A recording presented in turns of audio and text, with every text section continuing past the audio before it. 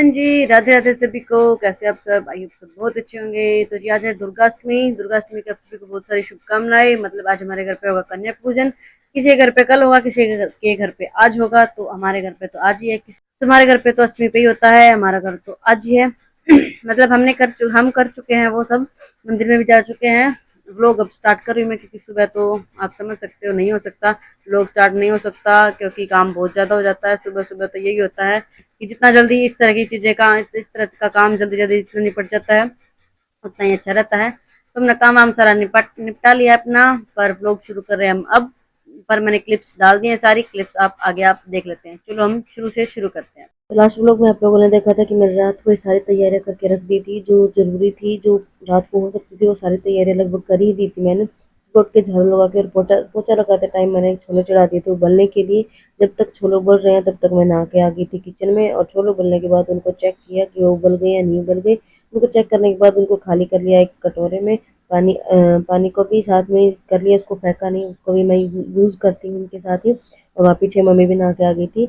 उसके बाद फिर मैंने कुकर को इसी तरह से बस हल्का सा ऐसे ही धो दिया, पूरा ढंग से नहीं धोया था क्योंकि दोबारा से मेरे को आलू बॉईल करने थे। तो इसमें आलू को धो के भी और उनको भी इसके अंदर डाल दिया था, और पानी भी डाल के इसको दोबारा से चढ़ा दिया था गैस पे, इनको भी साथ में उबालने के लिए।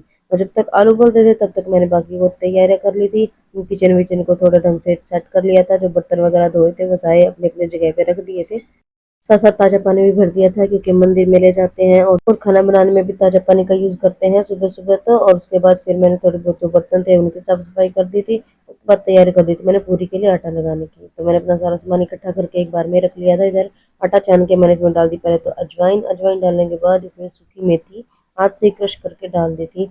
और इसको डालने के बाद फिर मैंने इसका आटा लगा दिया था, और ये दुपट्टा ढंग से टिक नहीं रहा था मेरे सिर पे, तो मैंने इसका एक बढ़िया इलाज ढूंढ लिया। एप्रन बांध लिया सिर पे दुपट्टा करके। अब ये ना तो हिलेगा ना डुलेगा, और ना मैं अभी आराम से अपना काम कर सकूंगी, क्योंकि अगर बार बार आटे के हाथ लगाओगे तो फिर साड़ी भी खराब हो जाएगी। तो मैंने छोले में से पानी अलग कर लिया और छोले अलग कर लिए, क्योंकि मेरे को ये अलग अलग चाहिए थे। उसके बाद मैंने रख दिया था कढ़ाई। कढ़ाई में डाल दिया था घी। ये तैयारी कर रही हूँ मैं हलवा बनाने की।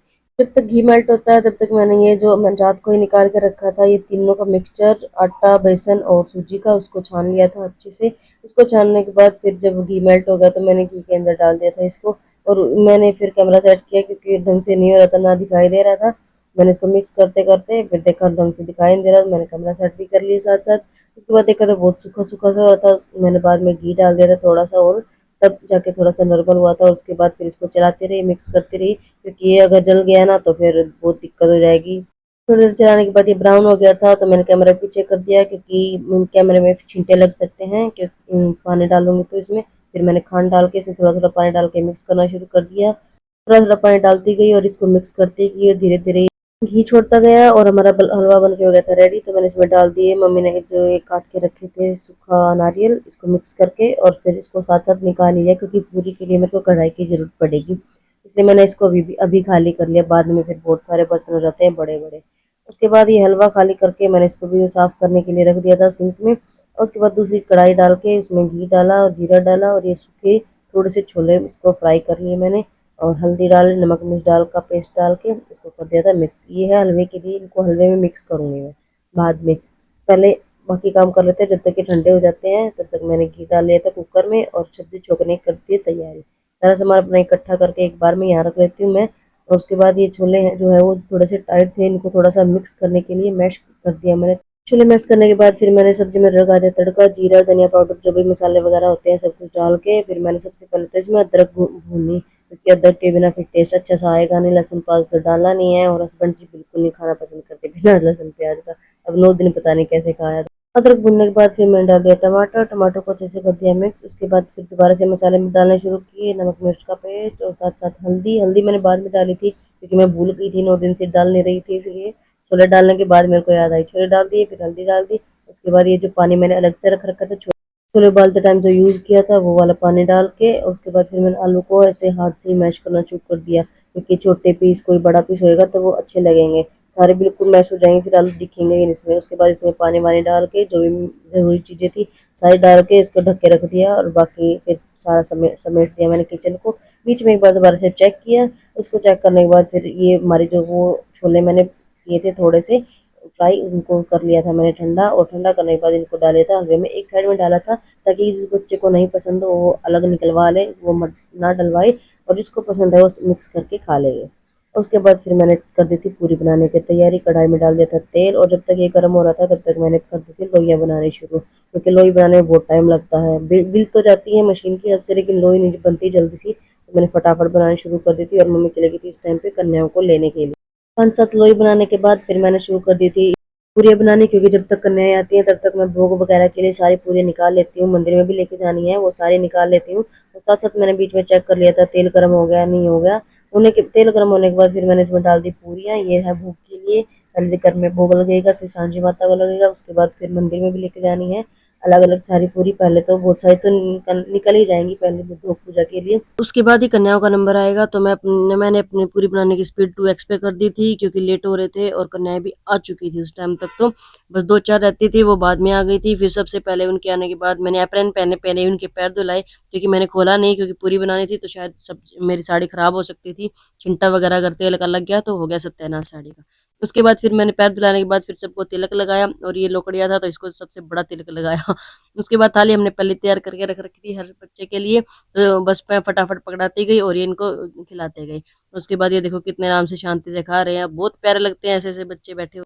फिर जब बच्चों का भोजन हो गया था तो इन्होंने दिए सबको केले का प्रसाद, और मैंने सब कन्याओं को चुनरी उड़ाई। सब कन्याओं को चुनरी उड़ाने के बाद फिर सबको प्रसाद दिया, सबको आशीर्वाद लिया, सबको दक्षिणा वगैरह देके उनको अपने अपने घर पे विदा कर दिया। और तब तक हम लगे थे वेट करने दादू का, माँ जी का, पापा का आने का, क्योंकि वो सब अपने अपने काम गए थे, कोई दूध लेने कोई कहीं पे गया हुआ था। तो हमने सोचा चलो जब तक मंदिर जा आते हैं। तो मैंने उठा ली थी टोकरी मंदिर जाने के लिए। और ये हमारे गांव का देवी मंदिर, ये मैं बिल्कुल टॉप फ्लोर पे खड़ी हूँ, क्योंकि नीचे से मैं वीडियो बना नहीं सकती।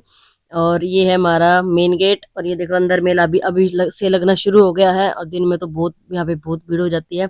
और इधर एक साइड में हो रहा था हवन, तो मैंने थोड़ी सी क्लिप इसकी भी ले ली थी। नीचे से तो ले नहीं सकती, तो मैंने सोचा चलो ऊपर से ले लेते हैं। और ये देखो थोड़ी सी स्टॉल लगनी भी शुरू हो गई है मेले के लिए, और यहाँ से लगभग पूरा ही गाँव दिखता होगा। उसके बाद घर आने के बाद पहले तो मैंने इन दोनों को ही खाना खिलाने के लिए बिठा दिया। उसके बाद मैंने साथ साथ सफाई भी कर दी थी किचन की, क्योंकि बहुत मैसी हो रहा था, सुबह से लगे हुए थे, कहीं कुछ गिर रहा था कहीं कुछ। उसके बाद मैंने भी खाना खा लिया था, और फिर चला इन दोनों का डांस। इनका डांस देखने के बाद फिर मैंने मोटा मोटा सा काम कर दिया था साफ सफाई का। झाड़ू तो लगानी नहीं थी, क्योंकि कन्या पूजन और हवन वगैरह के बाद झाड़ू नहीं लगाते। बस मैंने वैसे ही साफ सफाई कर दी, चादर वगैरह ठीक कर दी थी, बर्तन साफ कर दिए थे। उसके बाद फिर दोबारा से सारे इकट्ठे रेडी होके हम चल दिए थे मंदिर की तरफ। और ये है नीचे से मंदिर का लुक, वो ऊपर से दिखाया था शुरू में आपको। और यहाँ मंदिर में सिर्फ मैं इसके लिए आई थी, इस प्रसाद के लिए, क्योंकि प्रसाद कहीं का भी हो मैं छोड़ कभी भी मौका नहीं छोड़ती इसको पाने का। उसके बाद फिर प्रसाद खाने के बाद हम चले गए मंदिर की तरफ। और प्रसाद खाने के बाद पता नहीं इसमें क्या एनर्जी आई, जहां भी जाए जिस स्टोर पे जाए वहीं से सामान उठा के और एक साइड में खड़ी हो जाए, करो पेमेंट, देते रहो पैसे। बस इस तरह से उठा के और एक साइड में खड़े हो जाओ, सबका देख रही है कौन क्या ले रहा है। और कोई दूसरा लेगा वही सेम चीज इसको भी चाहिए। मैं बोली चल ये तो मेरे को दे दे, बाकी देख ले तेरे को जो लेना है। ये भी नहीं दिए मेरे को, बस ऐसे पकड़े रही अपने हाथ में। ये देखो इसके काम, दो चीज तो हाथ में पहले ही ले रखी है, उसके बाद एक और चीज उठा लाई, और यहाँ पे उठा के एक साइड में खड़ी हो गई है कि बोला अपने आप देते रहो पैसे, मुझे कोई मतलब नहीं है। और आज तो मंदिर में इसने बहुत रैली निकाली हमारी, ये आगे आगे और हम दोनों सास बहू इसके पीछे पीछे। बड़ा दुखी किया, बड़ा तंग किया आज तो इसने। और ये देखो ये जो मन करे वही उठा रही है और उठा के चल दे रही है, कोई मतलब नहीं है। और हम इसके पीछे पीछे पीछे पीछे भागने लग रहे हैं ऐसे ही। और मम्मी ने इसको समझाया बेटा ये नहीं है, ये अच्छे नहीं है, दूसरे दिलाएंगे ना, पर समझ में ही नहीं आ रहा, पता नहीं क्या हो रहा था आज तो इसको।